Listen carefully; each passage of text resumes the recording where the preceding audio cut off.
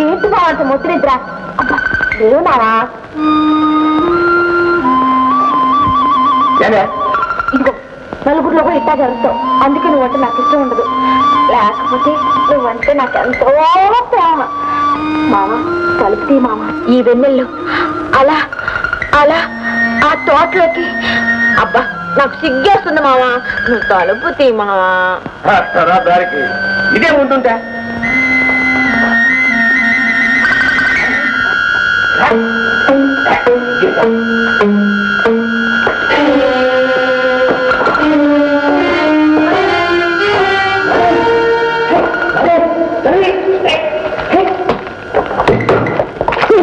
పెళ్ళి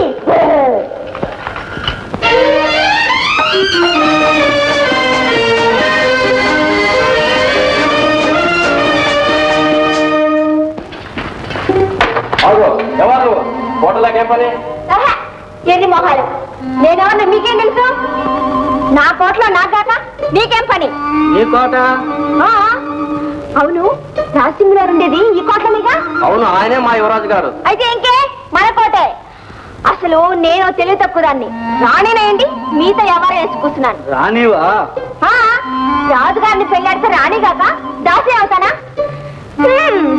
మంచి బుర్రనాళ్ళే పెట్టాడు మారదు ఏ మా బుర్రలకే గొప్ప బుర్రలే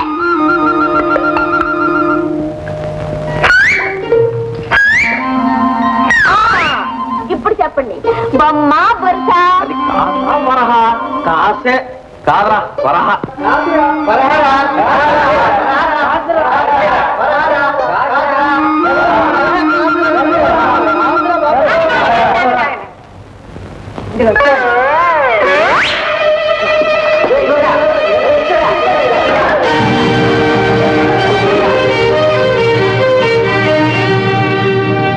ఎవరు నా పేరు మాధవి ఇక్కడికి ఎందుకు వచ్చావు ప్రభు ఈమె మా కళ్ళలో కారం కూడా తప్పించుకొచ్చింది దండాలు మహారాజు దండాలు నేను రాజసింహుల కోసం వచ్చిన మా రాజసింహుడు నీకు తెలుసా తెలవడం ఏంటి మేమిద్దరం ప్రేమించుకుంటేను మరేమో రాజా కోటకెళ్ళి నాకు రాణివాస పల్లకి పంపిస్తాడు రాజా రాకపోయేతల కల్లా నేనే వచ్చేసిన మా రాజా నిన్ను ప్రేమించాడా అసంభవం ప్రమాణ పూర్తిగా చెప్తున్నాను మహారాజా పోనీ మా రాజా నిన్ను ప్రేమించినట్టు ఆనవాలు ఏమైనా ఉందా ఆనవాలు అంటే గుర్తు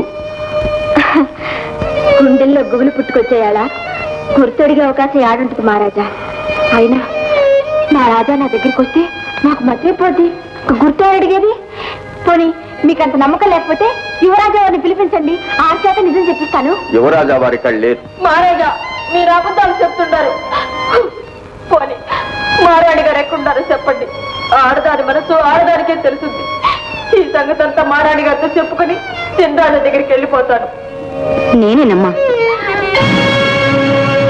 నేనే రాజసింహుని తల్లిని మారాణి దండాలు మారాణి దండాలు ఇదేంటి మారాణి ఇలా అయిపోయినారు ఒక మాంత్రికుని శాపం వల్ల ఇలా అయిపోయా ఆ మాంత్రికుని చంపి నాకు రూపం తెప్పించాలని వెళ్ళాడు అట్లాగా అయితే ఇప్పుడు నేనేం చేసేది మా రాజసింహుడు వచ్చే వరకు నువ్వు ఇక్కడే ఉండమ్మా వద్దు మారాణి వద్దు నా రాజాని చూడండి నేను ఒక్క క్షణం కూడా ఉండలేను నా రాజా యాడున్నాడు ఎత్తుకు కలుసుకుని రాజాతో పాటు మళ్ళీ ఎడకొస్తాను వస్తాను మహారాజా వస్తాను మారాణి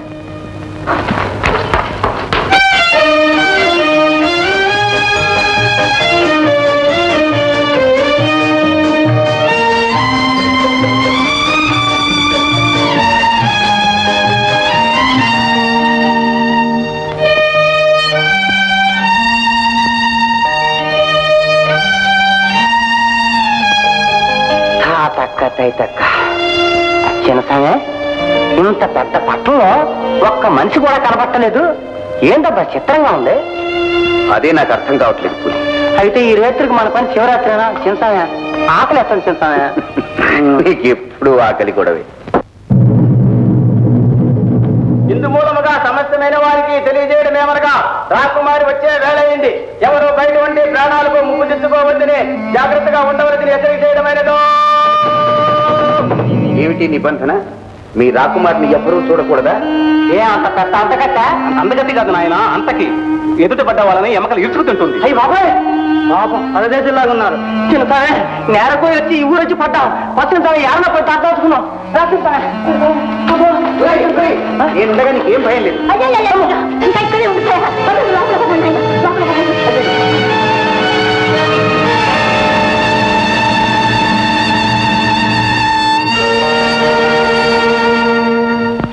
పెద్దమ్మ, రాకుమార్తె ఏమిటి, జంతువుల్ని మానవుల్ని భక్షించడం ఏమిటి? ఏం చెప్పను నాయన, అదంతా ఒక పెద్ద కథ. ఈ దేశాన్ని పాలించే ధర్మపాల మహారాజుకి ఒక్కగాని ఒక్క కూతురి వాసవిదేవి. అపురూప సౌందర్యవతి, సుగుణవతి. ఆమెకు లక్షణంగా పెళ్లి చేయాలనుకున్నాడు ఆ మహారాజు. ఇంతలో వసంతోత్సవం వచ్చింది. ఊరవతల ఆరామ మందిరంలో ఆ పగలంతా ఆడి పాడి కోటకు చేస్తుంది. ఆ రాత్రి నుంచే ఈ నరభక్షణ మొదలుపెట్టి ఇలా మారిపోయింది నాయన. ఆమె ఎందుకు ఇలా మారిందో ఎవరూ తెలుసుకోలేదు. తెలుసుకోవాలని ఎంతో ప్రయత్నం చేశారు మహారాజు. ఎందరో భూత వైద్యుల్ని, జ్యోతిషుల్ని, మహావీరుల్ని రప్పించారు. కానీ ఏ ఒక్కరూ కూడా ఏమీ చేయలేకపోయారు, ఏమీ తెలుసుకోలేకపోయారు. మరి ప్రజలు ఇలా నాశనం అవుతుంటే మహారాజు చూస్తూ ఊరుకున్నాడా? ఏం చేస్తారు నాయన, ఎంతైనా కన్న కూతురు. అయినా కూడా ఆవిడ్ని ఊరవతల వంటి స్తంభం మేడలో పెట్టి కట్టుదిట్టమైన కాపలా ఉంచారు. ఈ అత్యాచారాలను అరికట్టిన వారికి అర్ధరాజ్యంతో పాటు తన కూతుర్ను కూడా ఇచ్చి వివాహం చేస్తానని ప్రకటించారు. కానీ మాకు ఈ బాధలు ఎప్పుడు తొలుగుతాయో, మాకు మంచి రోజులు ఎప్పుడు వస్తాయో తెలియడం లేదు.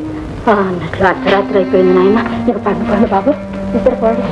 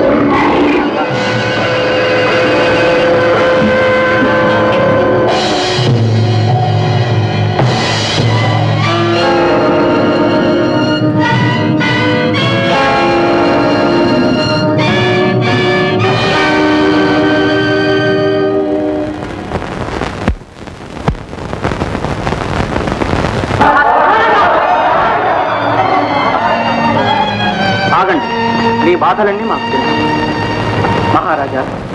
రోజులాగే నిన్న కూడా రాకుమారి వాసవిదేవి గారు నలుగురు మనుష్యుల్ని 5 అశ్వాల్ని కబలించారు. ప్రజలంతా భయభ్రాంతులవుతున్నారు. వాళ్ళ బ్రతుకులు దినదిన గండాలుగా ఉన్నాయి ప్రభు. మహారాజా, మన రాకుమారి గారు మా ఆలమందంలో పడి ఆవులు తినేశారు మహారాజా. అటు మొన్న మా పిల్లవాడు జంగల్లో ఆడుకుంటుంటే గ్రద్దలా ఎదురేస్తూ పోయారు ప్రభు. మా బాధలు ఏమని చెప్పుకోగలం మహారాజా. ఈ రాజ్యంలో మేము ఇంకా బ్రతకలేం మహారాజా. ఇక మీద ఎలాంటి అరాచకాలు జరగకుండా చూస్తాం. మీరు వెళ్ళిరండి.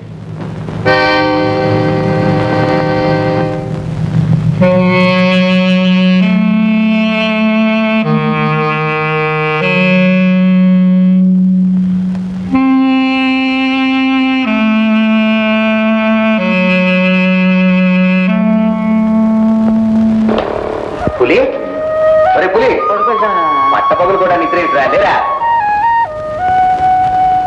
లేమంటుంటే ఎక్కడికి వెళ్ళా? ఎక్కడికి లేదు పెద్దమ్మా, అలా పట్నంలోకి వెళ్ళి ఇంకా వింతలు విశేషాలు ఏమైనా ఉన్నాయేమో చూసిచ్చాను. సరే సరే పదండి, భోంచేద్దరు గాని. ఆహా, సిద్ధమే ఎందుకు? బకాసురుడు కుంభకర్ణుడు ఇద్దరు నీలోనే ఉన్నారు. ఆకలేస్తుందా?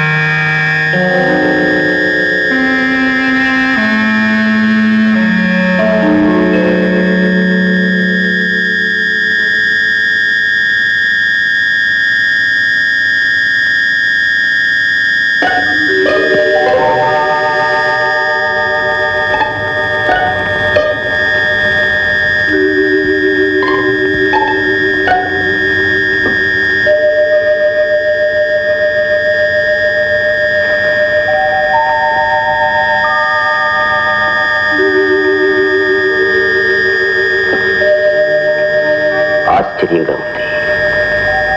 కదిలితే కందిపోయే ఈ కుసుమ కోమలి ఇంతటి అమానుషం ఎలా చేయగలుగుతుంది? ఇందులో ఏదో మోసం ఉంది.